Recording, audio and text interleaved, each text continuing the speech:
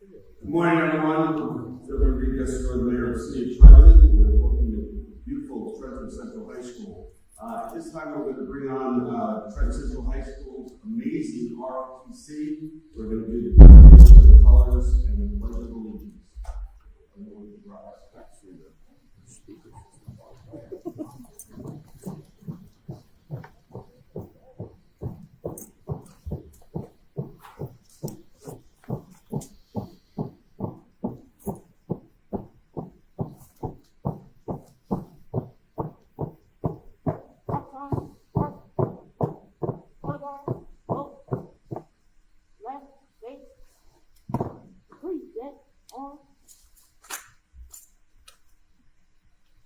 I pledge allegiance to the flag of the United States of America and to the republic for which it stands, one nation, under God, indivisible, with liberty and justice for all.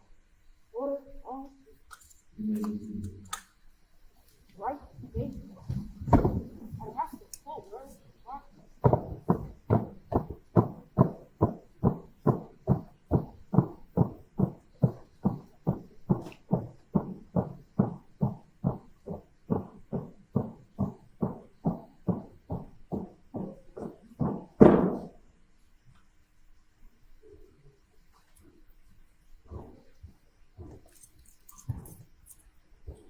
Good morning, everyone.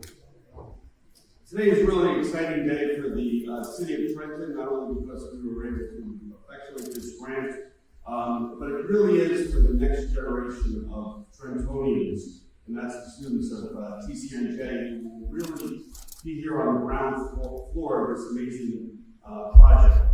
I'm incredibly thankful for Governor Murphy and Commissioner Gutierrez Schichetti, who chose Trenton Central High School for the announcement of this ambitious project. We're also thrilled to partner with New Jersey DOT as well as Princeton University to make sure that we see this through and have an autonomous car demonstration in the capital city. In October 2019, one of my college interns attended a noon lecture at Princeton University given by Dr. Alan Kornhauser, and it was a presentation on autonomous vehicles and the possibility of the future. From there, our city's policy team did further study on the benefits to capital city residents among working on the rest of our city's multiple challenges. But there was always hope for the future and the involvement of high school students, particularly from our STEM Academy, and I'm grateful that Superintendent James Earl has endorsed this ambitious project. About 70% of households in Trenton have one or no vehicles. Our residents spend a large portion of their limited disposable income and time on daily transportation. In fact, many residents rely on their family and friends' mobility for everyday things we take for granted, like doctor's appointments or job interviews. Trenton Moves is particularly helpful for our residents who have limited mobility options due to economic or physical hardship. We saw these challenges firsthand when we implemented our homebound vaccination campaign to ensure that no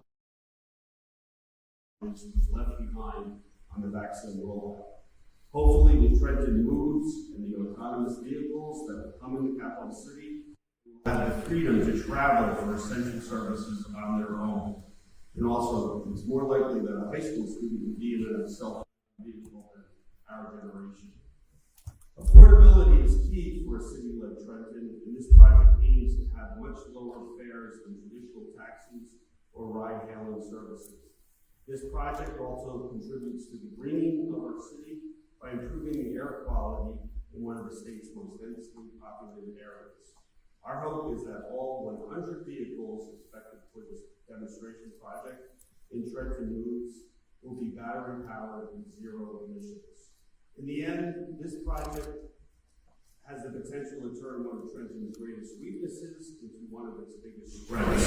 Instead of being an example of the transportation challenges facing urban communities like ours, we can instead be a leader in how to overcome them. But today is really about the future of Trenton High School pioneers in automobile sciences. And because of the forward thinking of Governor Murphy, Commissioners Tretti, Dr. Kornhauser, Superintendent Pearl, our students, our capital city will be the dawn of a new revolutionary enterprise, one that will be mere demonstration in the nation, creating jobs and endless opportunities for the next generation of Trentonians. And I'd like to bring up Commissioner Tretti for her views.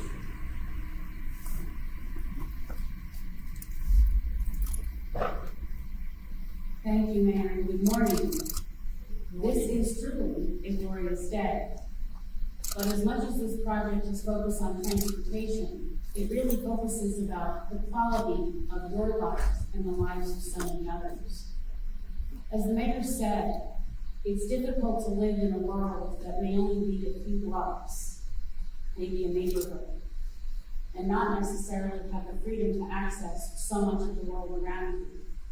The purpose of the Trenton MOVES project is to increase the span, increase the size and the horizon of not just your worlds, but even the worlds of the generation I live.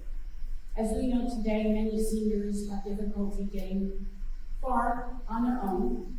As the mayor said, many don't have cars, or if they do, they share a car. And they're limited in their ability to access necessary services, hospitals, specialists, Social Security office, the ShopRite, just the basic necessities that they have in their lives. And while we have phenomenal public transit in New Jersey, it doesn't get down to the micro level, which is the community. So Trenton MOVES is the tremendous vision that the DOT cannot take credit for alone. We give a lot of credit to the passion and energy of Dr. Kornhauser and his students at Princeton University for seeing not just what the long look is of the future, but even the short look. The look that says in a couple of years, if you don't have a car, but really need to go to Capital Health Medical or St. Francis Hospital, and it's not within your typical range, you're going to have that opportunity. You're going to have the opportunity to go to Mercer County Community College's main campus in West Windsor, not just the James Kearney campus, and hopefully do it easier than you do today in less time, because time is precious, right? We have so many obligations. So as much as this will be the underground of this is transportation, the true benefit is hopefully to the quality of your lives, the ability to move, as the project is called, more easily. Smaller vehicles, greener vehicles, electric vehicles, and autonomous vehicles, right? I always laugh and tell people, and you can laugh at this, I'm going to be buried in my internal combustion vehicle, because, you know, to me, an autonomous vehicle, I've been driving a car for almost 50 years. How could I just got in the car. And what was the interesting thing they told me? Well, there's a new feature on the car that when you put the brakes on and stop at a light, the engine cuts out. I said, oh, no. Keep the engine on. And they said, you know, in the next model, we won't have that option, right? And so we are slowly evolving to what will be the true autonomous vehicle that we all will be able to drive someday. But today, there's technology that allows us to start that process and to do it in a micro-transit way that allows more freedom of movement, freedom of choice, access to jobs than people have had before. And isn't that the goal of transportation? We, in and of ourselves, are not successful at the DOT unless we are safely and efficiently moving people and goods. And in this case, it's moving people. So we will feel so successful when this project launches and we can see those first autonomous vehicles out on the roads, taking people on those short trips to the places that are most important. For students, maybe it's a Barnes & Noble that they need to go to buy a book that they have to read for class. For a parent, it may be being able to put a child on an autonomous vehicle to go to a tutoring session or music lesson that they couldn't have before. It's about opportunity, and we hope that this is what this project stands for. Transportation is just a catalyst, but the real outcome is the improvement in quality of life. For me, I do want to thank Dr. Kornhauser, who's been a phenomenal partner for us through COVID in so many different ways. I want to thank Andrew Tamar, our Assistant Commissioner of Transportation Operations and System Support, for his steadfast dedication to a project that may be just a little outside his lane, but he has a passion for what he does. For Richard's son, our governor's transportation policy advisor, who, again, young and forward-thinking, keeps us all on our toes. But do remember that as young people and as forward thinkers, we hope you'll participate with us as we continue to develop a project that really is meant, as the mayor said, to serve your futures. Mayor, thank you so much.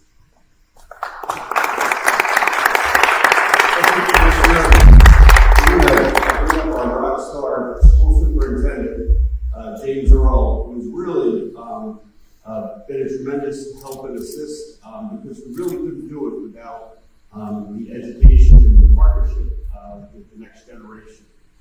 Again, we're probably won't even driving these hard things, but they will. And so we can't do it without you. And thanks so much for your enthusiastic support. And I'd like to introduce Superintendent James Earl.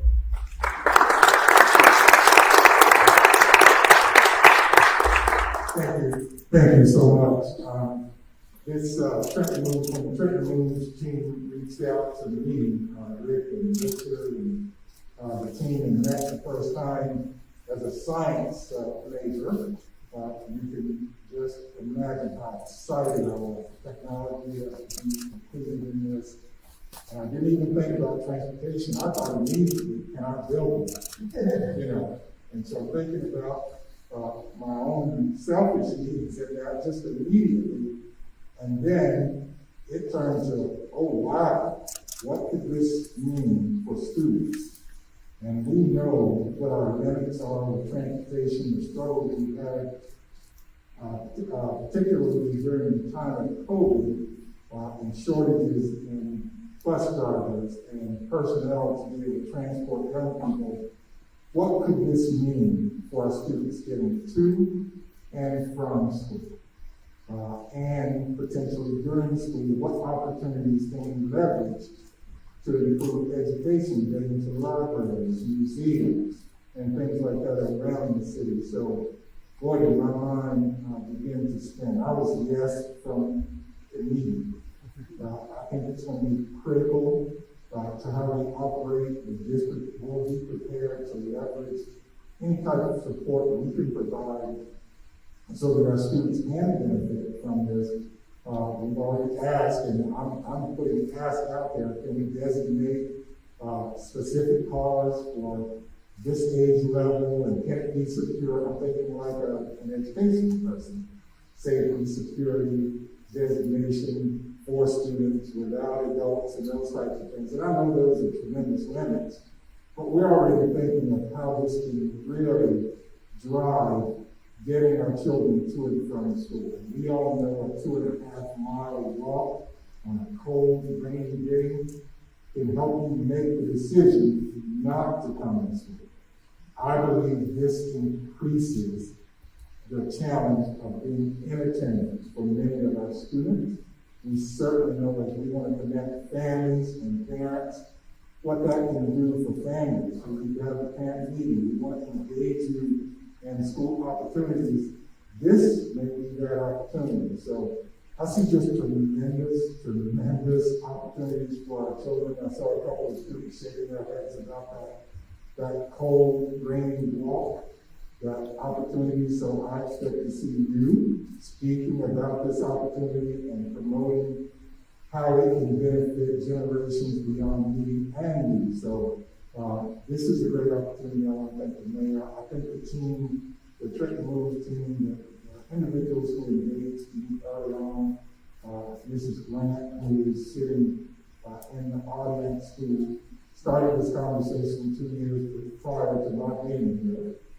And just to be standing here with this having the potential to be a reality is amazing. So I just want to thank everyone and thank you for including Trenton High School. We're excited to be a partner in this effort. Thank you.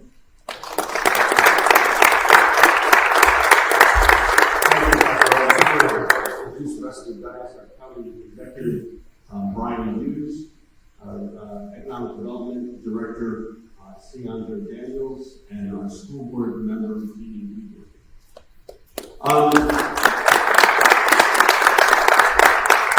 to bring up a brief remark remarks. Dr. Kornhauser can't give brief remarks.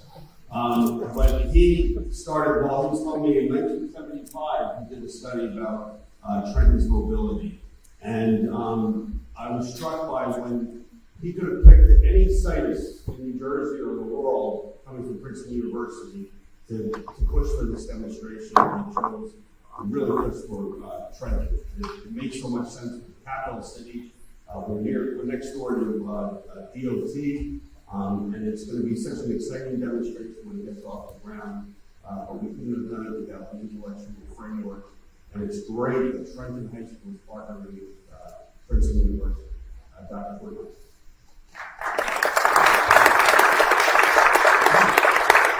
Thank you. I didn't expect to speak, but we had 80 minutes in class. My class is actually still going on, so I'm not sure that my class is on board here right now. I'm tickled. I just can't believe how all these folks have come together for the right thing. You know, if one looks around at this technology around the world, and one looks at it, one rolls one's eyes and says, who's it really for? I mean, don't those people already have so darn much that whether it's just another toy?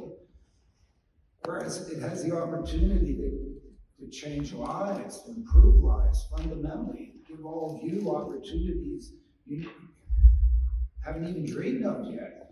This is the very beginning. I'd like to say, you know, some 200 billion has been invested around the world on this technology. And all people have done is test. They've not delivered any societal value yet. And it's our job here, and I think with this group, everybody will see the opportunity to finally deliver societal value to all of you, value to your parents, your grandparents, your children, is right here. And in fact, if this technology really wants to begin delivering value to the investment community that has put in so much around the world, they really need to come here to Trenton. This is where it starts. Trenton moves, the world uses. And in fact, once we do it here, we extend it through Mercer County. Sure, it needs to go to Hamilton, Princeton too. And, you know, Amazon facilities and so on. So you have the opportunity to get to and from those jobs and others. And then replicate the thing in Newark and Camden and Atlantic City and throughout the state. The state of New Jersey is the microcosm of the United States. And in fact, what we do here, we will lead the world. Thank you.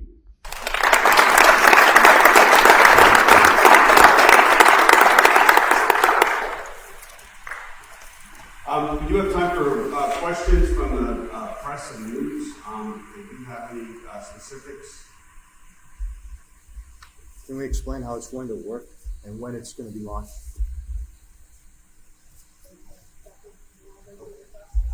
We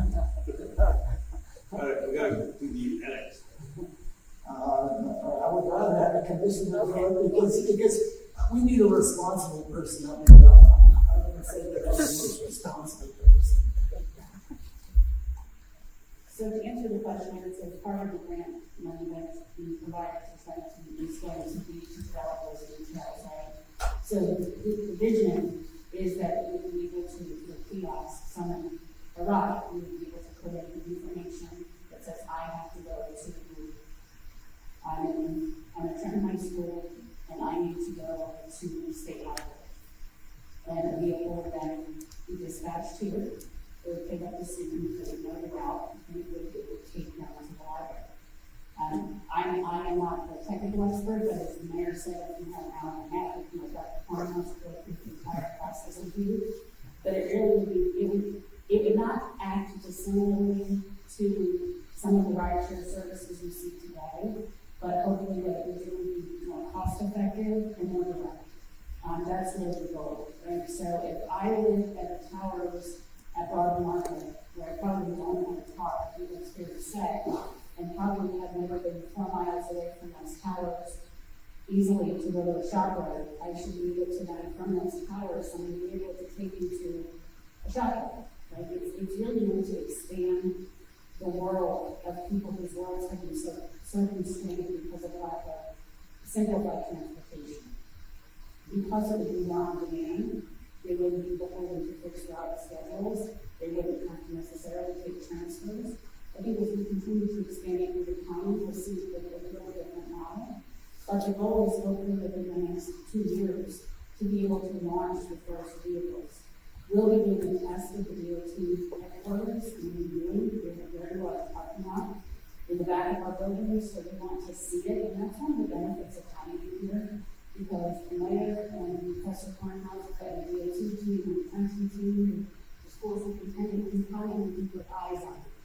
So often testing is not done when you can see it. This is something we all have to see, because the number one goal is safety. As the mayor said, it has to be safe, it has to be secure. So we need to see it, and as we do this, we'll certainly invite you to be participants and watch with us, because part of this is also going to be you as the media and all of our students educating the public how this is going to work. If we are doing something like, because I was told in something yesterday, it's not been successful many places in the U.S. And perhaps it's because we haven't had the foundational education people need to understand how it will work and its benefits. But this is a time that personally I would call upon you to be partners with us and help all understand why this will work, why it is safe, and how long-term it benefits the futures, as was said earlier, not just those today and our students, but their families in the future. Because this is the direction the world is going. Yes? One thing I just want to point out is the map and why this demonstration is unique. These are all kiosk spots that will be throughout the city, and unlike other demonstrations, this will be a demonstration throughout the city of Trenton. And it starts all the way up on the left where the DOT office is, where Commissioner was talking about the parking lot that's up on Parkway Avenue. We'll be able to start there, but then eventually we'll be expanding right throughout the city of Trenton once we build the infrastructure. Yes. How many cars do you expect to kind of roll out in those first 2 years? Like, what's your first fleet kind of look like? Yeah, I think, we'll certainly the issue is that there must be now terms that there will be a request for proposal process that creates public-private partnership or something like that, in which, the technology companies, the people that have taken this 200 billion worldwide and gotten it to the point where it works, at least works technologically. Now it has to work, as I like to say, sociologically, with the kids, with the people, with the residents of Trenton, with the workers in Trenton. And that process is what we will then start at the New Jersey DOT headquarters. We will an initial expansion and get to be able to get to across the whole 8 square miles of Trenton as soon as possible. And that's the process. And the idea is then to go through an extensive, maybe 2-year period with attendance, with people, with hand-holding, with making sure everybody is acclimated to this. And in some senses, where the kids come in, because they're the first ones.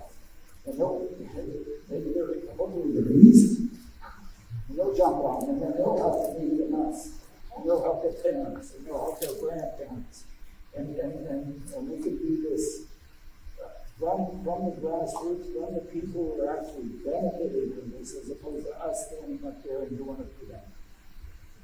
It's also envisioned that there'll be 6 to 8 passenger person vans that will be the initial rollout.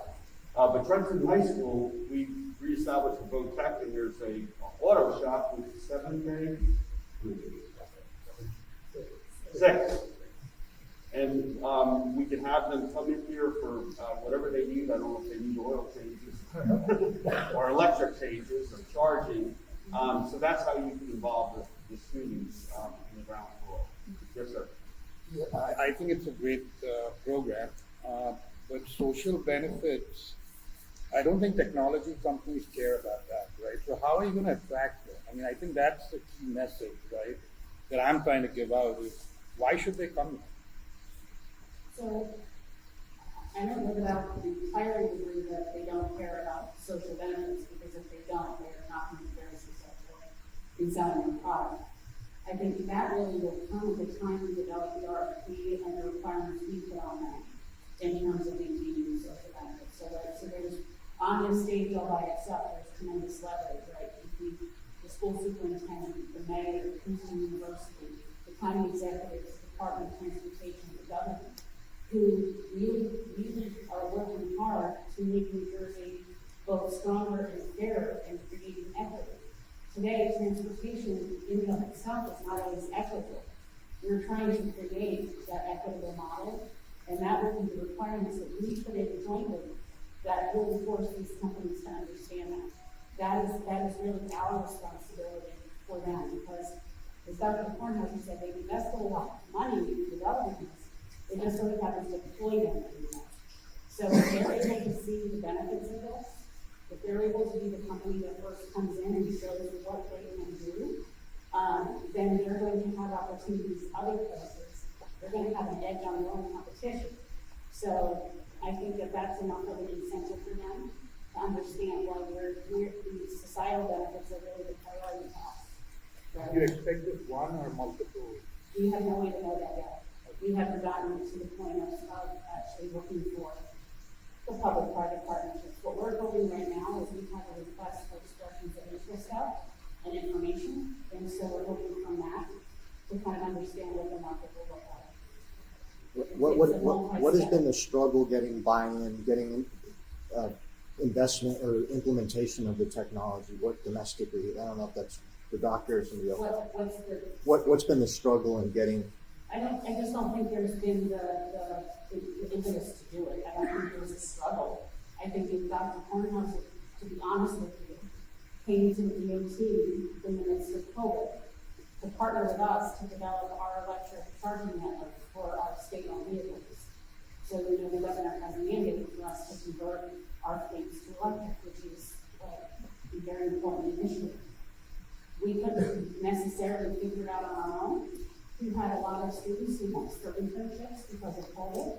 It was the perfect marriage of academia and government to come together. And honestly, the conversation kind of grew out of those initial discussions. And we had a willing partner. In this business, you don't want to have vision, then transportation will be what transportation always was. The DOT, we strive to have vision. We strive to look at what the next thing will be. But we need the benefits of academia to help us with that. And this man has been at it since 1975. So for us, it's not an impediment. It was just the coming together of two groups of people who have an extraordinary interest in having vision and doing the next good thing. We talk a lot among state DOTs across the country that the last big thing that the country did from an infrastructure standpoint with the interstates is